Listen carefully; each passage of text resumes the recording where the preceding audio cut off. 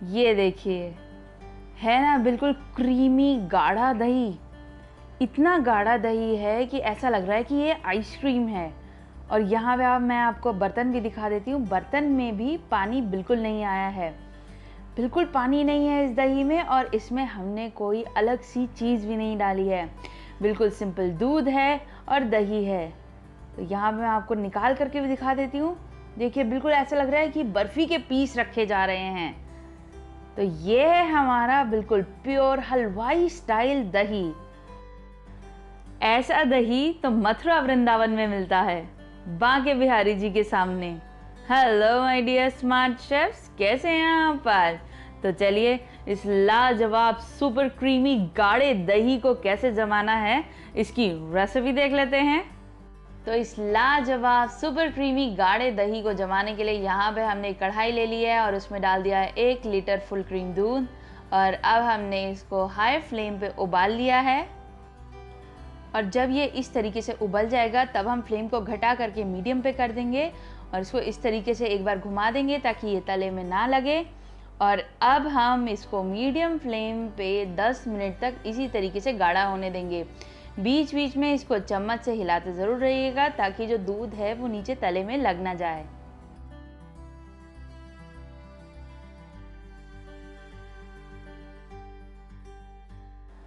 तो 10 मिनट हो चुके हैं और दूध अच्छा खासा गाढ़ा हो गया है। तो अब हम फ्लेम को कर देंगे बंद और चलते हैं नेक्स्ट प्रोसेस की तरफ। तो यहाँ पे मैंने एक मिट्टी का बर्तन ले लिया है, एक मिट्टी की परात ले ली है।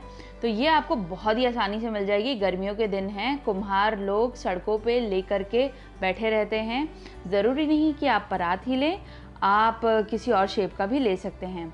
तो इसको हमने अच्छे से धो करके और एक रात के लिए पानी में भिगो करके रख दिया था ताकि वो जो इसका फूलने वाला प्रोसेस है वो पूरा हो जाए। और ये हमारा पूरा अच्छे से साफ़ हो चुका है। तो इसमें हमने डाल दिया है गर्मा गर्म दूध और अब हम इसको बिना हिलाए इसी तरीके से छोड़ देंगे ताकि इसके ऊपर अच्छी मोटी मलाई जम जाए।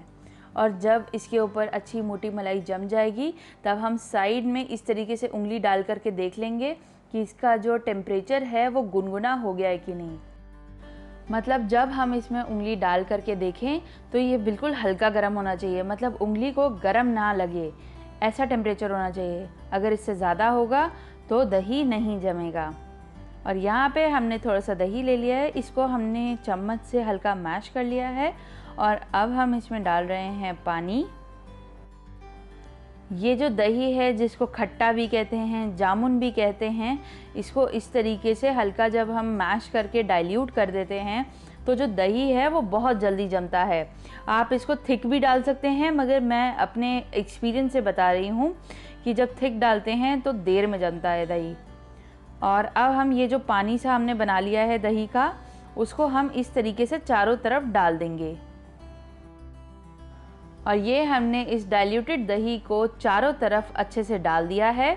इसको मिक्स करने की बिल्कुल भी ज़रूरत नहीं है, ये अपने आप इसी तरीके से फैल जाएगा। मिक्स करेंगे तो आपकी जो मलाई है वो टूट जाएगी और फिर वो मलाईदार दही नहीं जमेगा। तो अब हम इसको ढक करके किसी गर्म जगह पे रख देंगे जमने के लिए। और आजकल तो गर्मियों के दिन हैं तो इसको सेट होने में बहुत ज़्यादा टाइम नहीं लगेगा, मुश्किल से 3 से 4 घंटे में आपका दही अच्छे से सेट हो जाएगा। और जब जो दही है वो इतना सेट हो जाए कि ये हल्का सा इस तरीके से हिले, तभी आप इसको काउंटर पे से उठा करके फ्रिज में रख दें। ये फ्रिज में अच्छे से सेट हो जाएगा। इसी स्टेज पे अगर आप इसको निकाल करके फ्रिज में रख देंगे तो आपका दही कभी भी खट्टा नहीं जमेगा। और यहाँ पे 1 घंटे बाद आप देख सकते हैं जो दही है वो अच्छे से ठंडा भी हो गया और सेट भी हो गया है।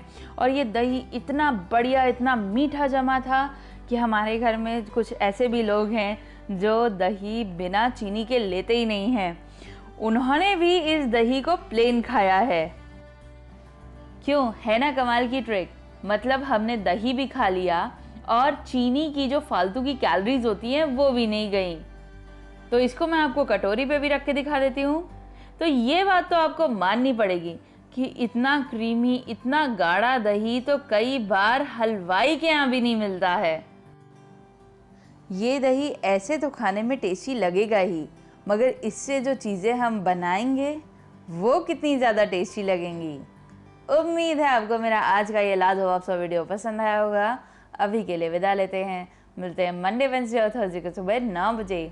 तब तक के लिए घर का खाएं, अच्छा खाएं, स्टे हेल्दी एंड एन्जॉय।